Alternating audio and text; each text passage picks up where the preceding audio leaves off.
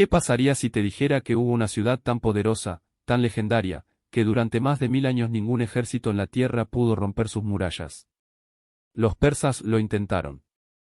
Los árabes lo intentaron. Incluso los cruzados lo intentaron. Todos fracasaron.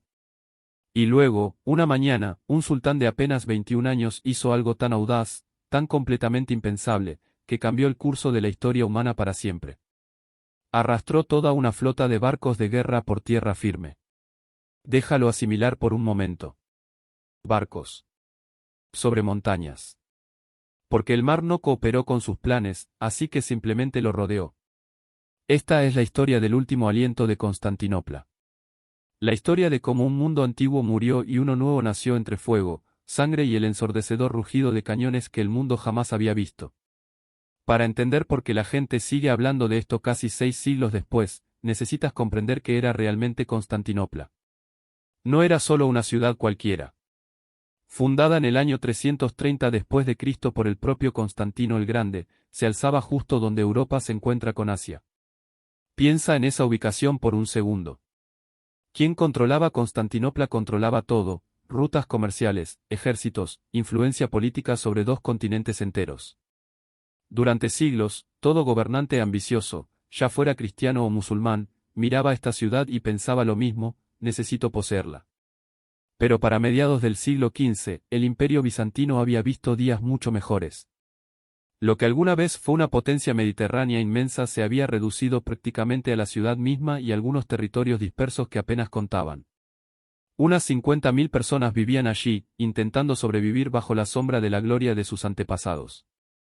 Y aún así, Constantinopla significaba algo.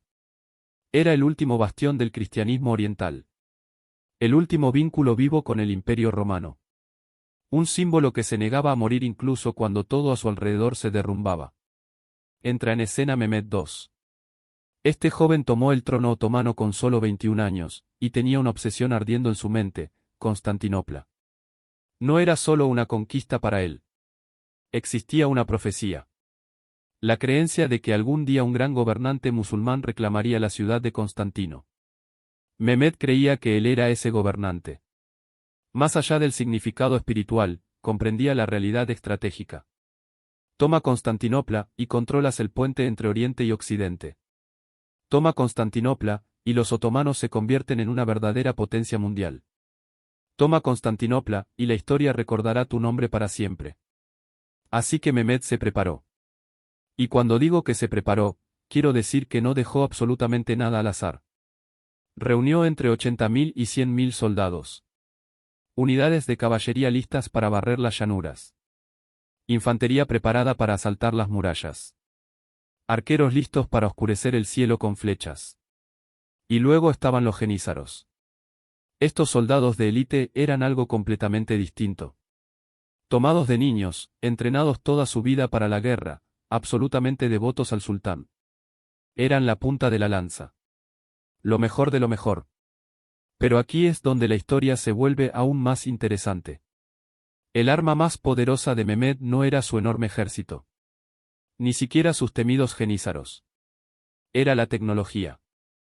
Un ingeniero húngaro llamado Orbán había estado ofreciendo sus servicios. Mehmed fue lo suficientemente inteligente como para contratarlo. Orbán diseñó cañones como el mundo jamás había visto. Su obra maestra, el Gran Bombarda, era un monstruo de bronce de más de 8 metros de largo. Disparaba proyectiles de piedra que pesaban casi media tonelada. Media tonelada de piedra volando por el aire y estrellándose contra murallas que habían permanecido intactas durante un milenio. El viejo mundo de espadas y escudos estaba a punto de encontrarse con el nuevo mundo de pólvora y devastación.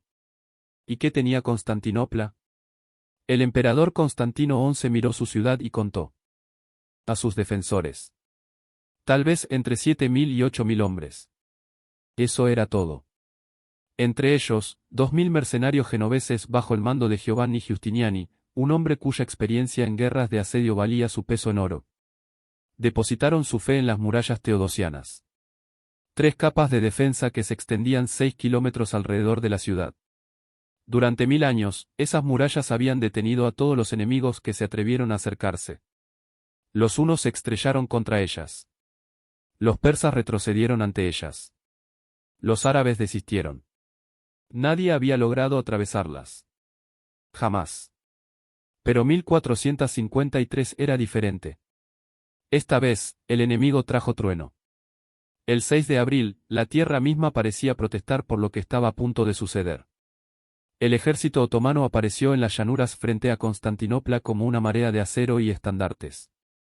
Las tiendas se extendían hasta donde alcanzaba la vista. Banderas con la media luna ondeaban al viento. Y luego llegó el silencio antes de la tormenta. El primer cañón disparó.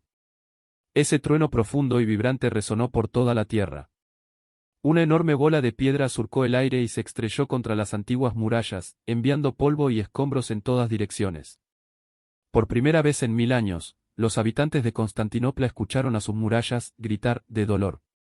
El asedio había comenzado. Mehmed organizó sus fuerzas con precisión. A la derecha, soldados de Anatolia. A la izquierda, tropas de los Balcanes. En el centro, frente a la sección más fuerte de las murallas, los jenízaros. Detrás de todos, los grandes cañones. El gran bombarda necesitaba 60 bueyes solo para moverlo. Cada vez que disparaba, testigos afirmaban que el suelo temblaba como si fuera un terremoto. El control del mar también era crucial. La flota otomana, con más de 100 barcos, rodeaba la ciudad. Pero los bizantinos habían preparado una defensa, una enorme cadena de hierro cruzaba la entrada del Cuerno de Oro. Mientras esa cadena resistiera, los barcos otomanos no podrían entrar al puerto. Era la línea de vida de Constantinopla. Los días se convirtieron en una rutina brutal. Cañones rugiendo desde el amanecer hasta el atardecer. De noche, los agotados defensores reparaban los daños con tierra, madera, lo que encontraran. Asalto tras asalto fracasaba. Pero Mehmed no se detenía. Entendía algo que los defensores temían admitir, el tiempo estaba de su lado. Y entonces hizo algo que cambió todo. Si no podía entrar por mar, iría por tierra. Se abrió un camino por las colinas de Gálata. Se colocaron tablas de madera engrasadas con grasa animal. Uno por uno, barcos completos fueron arrastrados fuera del agua, colocados sobre troncos y llevados colina arriba por bueyes y cientos de hombres. A la mañana siguiente, los habitantes de Constantinopla despertaron y vieron lo imposible. Barcos otomanos dentro del Cuerno de Oro. La cadena ya no significaba nada. El 29 de mayo de 1453, llegó el asalto final. Oleada tras oleada de soldados atacaron las murallas. Primero tropas irregulares. Luego fuerzas regulares. Y finalmente, los jenízaros. La batalla se volvió caos. Acero contra acero. Hombres luchando cuerpo a cuerpo sobre murallas milenarias. Entonces ocurrió el desastre, Giustiniani fue gravemente herido y retirado del combate. La moral se derrumbó. En una pequeña puerta lateral llamada Quercaporta, soldados otomanos lograron entrar. Pronto, los jenízaros fluían hacia la ciudad como agua por una presa rota. El emperador Constantino XI entendió que todo estaba perdido. Se quitó sus insignias imperiales. No moriría como símbolo. Moriría como soldado. Espada en mano, se lanzó al combate y nunca volvió a ser visto. Para media mañana, había terminado. Las banderas otomanas ondeaban sobre Constantinopla. El imperio bizantino ya no existía. Mehmed II entró en la ciudad. Cuando llegó a Santa Sofía, ordenó convertirla en mezquita. Desde ese momento, la historia lo conocería como Mehmed el Conquistador. Constantinopla se convirtió en la nueva capital otomana. Más tarde sería llamada Estambul. Desde allí, el imperio otomano se expandiría durante siglos. Para Europa cristiana, el 29 de mayo de 1453 fue una catástrofe. Pero la historia nunca termina. Se transforma. La caída de Constantinopla obligó a Europa a buscar nuevas rutas comerciales. Décadas después, exploradores zarparían hacia lo desconocido. El Renacimiento se vio impulsado por eruditos que huyeron con manuscritos clásicos. Así que el 29 de mayo de 1453 no fue solo el fin de Constantinopla. Fue el fin de la Edad Media. Y el comienzo de una nueva era. Las murallas que resistieron 1000 años finalmente cayeron. Y al caer, lo cambiaron todo. Ahora, Si esta historia te atrapó, si sentiste el trueno de aquellos cañones y la desesperación de aquellos defensores, hazme un favor. Dale like al vídeo. Suscríbete al canal. Hay muchas más historias como esta, momentos en los que la historia cambió en un solo día, por una sola decisión, en una sola batalla. Y no querrás perdértelas.